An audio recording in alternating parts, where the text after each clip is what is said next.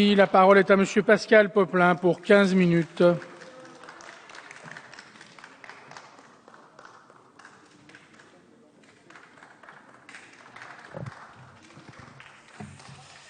Monsieur le Président, Monsieur le Ministre, Monsieur le Président de la Commission des lois, Monsieur le rapporteur, mes chers collègues, le projet de loi relatif à l'élection des sénateurs, tel qu'il a été adopté par le Sénat à partir du texte présenté par le gouvernement, est tout à la fois bref, clair et simple.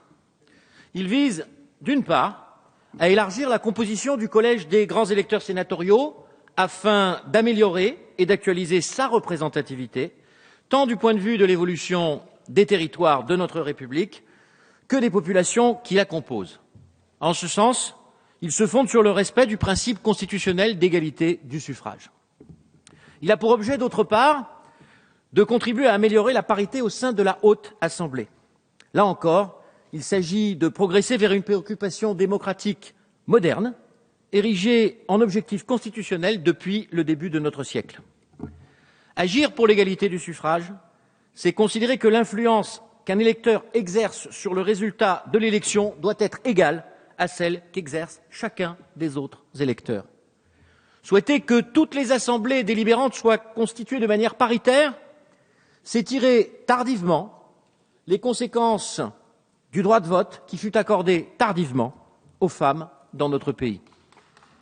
Je ne cesserai jamais de m'étonner que ces ambitions fassent encore l'objet d'autant de réticences, de ratiocination, quand il ne s'agit pas de contestations plus assumées de la part de certains de nos collègues. Question de génération sans doute, à moins qu'il n'y ait là, mais je n'ose y croire, un véritable clivage entre nous sur la conception de l'idéal démocratique.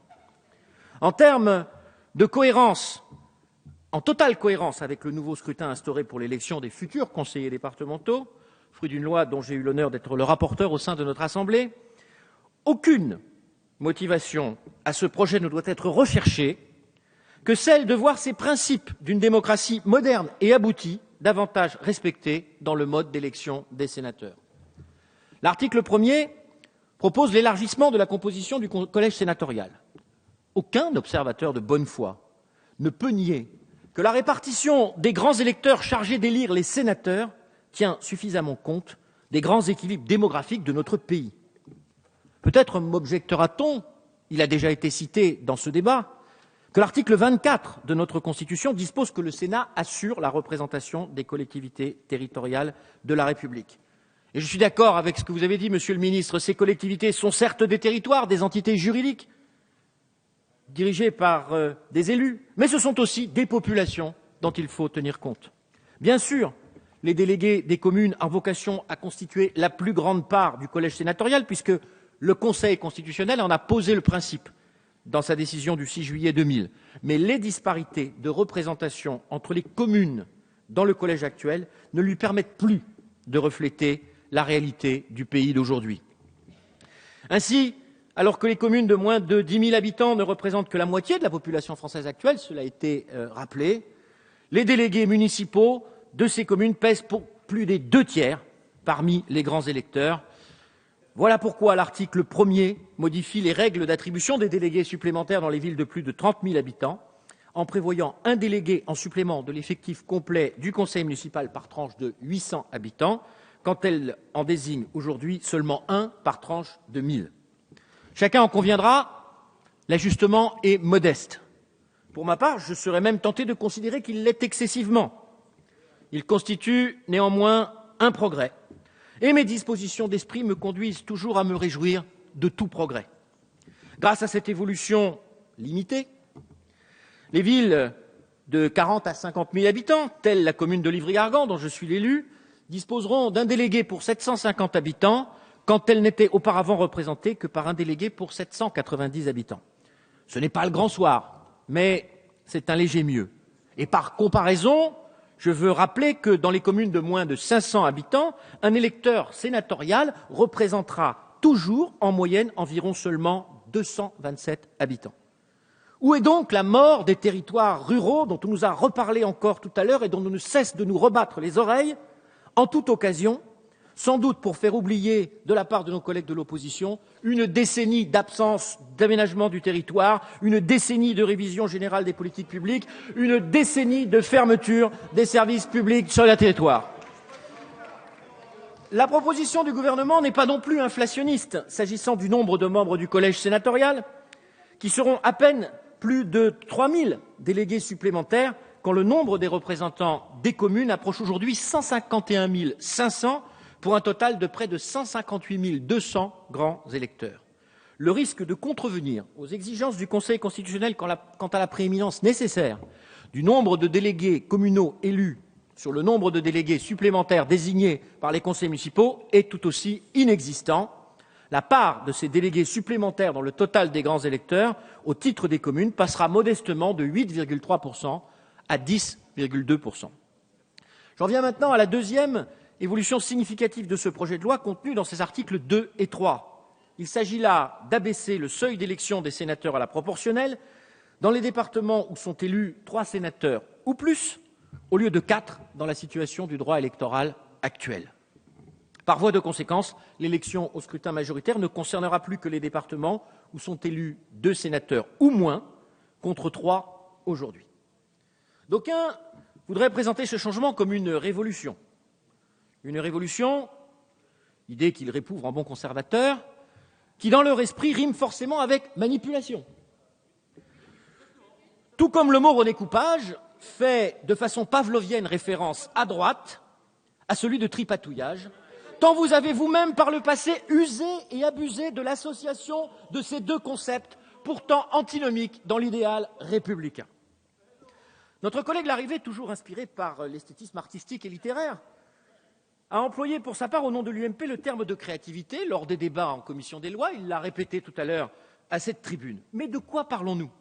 Sinon du rétablissement d'une disposition déjà votée dans la loi du 10 juillet 2000, déjà mise en œuvre lors des élections sénatoriales de 2001, avant que la précédente majorité ne revienne en arrière dès les élections suivantes en 2004.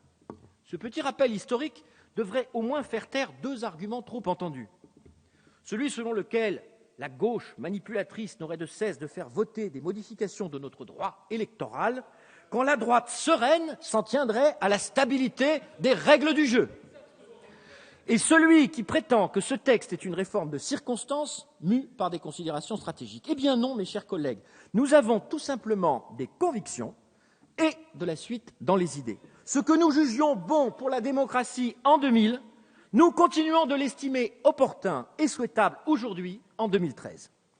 L'objectif que nous poursuivons inlassablement lors de chacune des réformes électorales que nous proposons, et il n'y en a pas eu tant que ça, contrairement à ce que vous prétendez. Personnellement, j'en compte 3. L'élection des futurs conseillers départementaux, le seuil de mise en œuvre du scrutin de liste pour les élections municipales et celle qui nous occupe aujourd'hui. Donc, ce que nous proposons, cela consiste à traduire dans notre droit électoral l'alinéa introduit en 1999 dans notre Constitution à l'initiative du gouvernement de Lionel Jospin et qui dispose que la loi favorise l'égal accès des femmes et des hommes aux mandats électoraux et fonctions électives.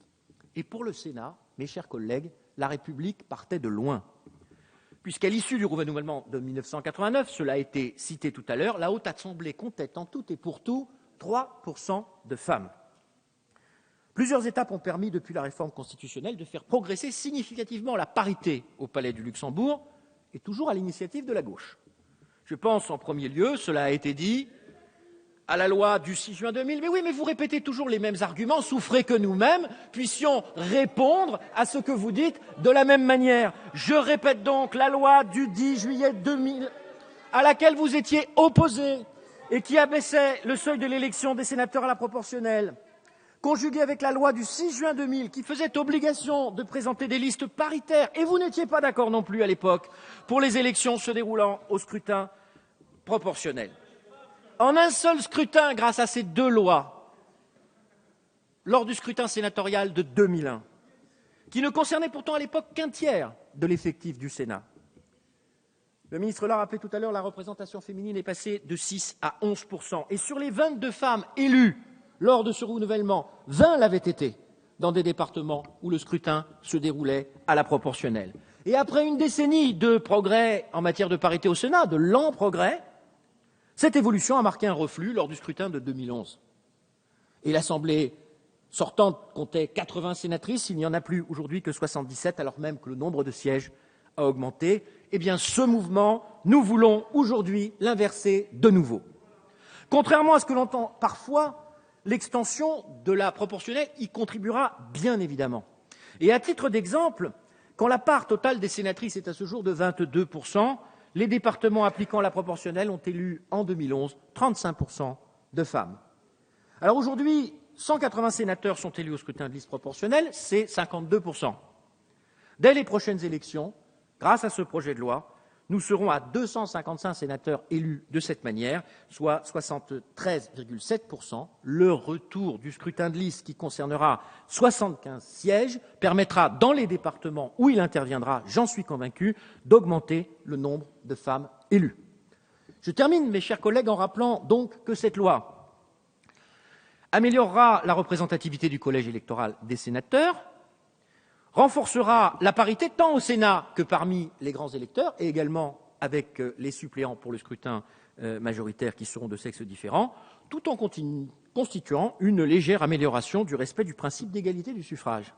Et ce principe, je ne peux le taire ici, l'opposition s'est obstinée à le nier durant les longs débats que nous avons eus pour l'instauration du mode de scrutin départemental. J'en sais quelque chose. On nous promettait alors les foudres du Conseil constitutionnel. J'observe qu'à l'arrivée, celui-ci a renvoyé les auteurs de sa saisine à leurs chères études juridiques en renforçant la jurisprudence en la matière. Pour notre part, nous restons cohérents. C'est la raison pour laquelle le groupe socialiste, républicain et citoyen soutient et votera ce projet de loi dans les termes issus de son examen par le Sénat. Merci.